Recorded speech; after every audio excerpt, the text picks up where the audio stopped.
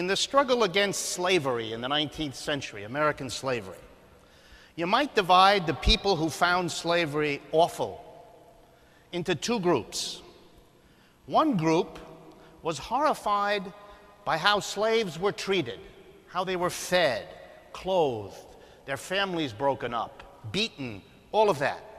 And they devoted themselves to a struggle to improve the condition of the slaves. Better diets, better clothing, keep their families together. And then there was a second group of people who were horrified not only by slavery, but by the first group of those who opposed it. They looked at their brothers and sisters in that other movement, and they said, "You're missing the most powerful and basic moral issue of the time. The problem is not how we treat the slaves. The problem is that there are such a thing as slaves." The further argument they made was, even if you and we struggle to improve the diet, the clothing, the housing, and so on of slaves, as long as they remain slaves, whatever we win can and probably will be taken away by the master in the future, just as it was taken away by the master in the past, which is why the solution is not improving their situation, but transforming it into something utterly different.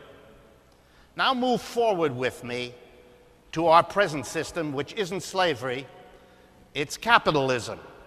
Oh yes, we could complain a little bit that wages should be a bit higher, that people shouldn't be thrown out of their homes by foreclosure. This should sound familiar to you.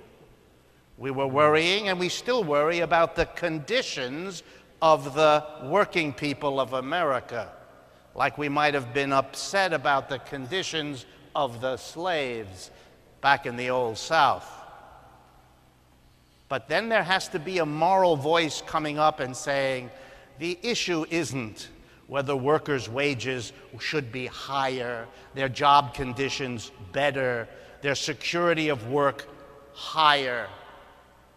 There's a deeper and more profound moral problem, and that's the problem of the capitalist system, that there's a moral question about whether human beings who collectively and cooperatively produce the wealth of a society are unable to participate in the decisions as to what is done with what they have produced.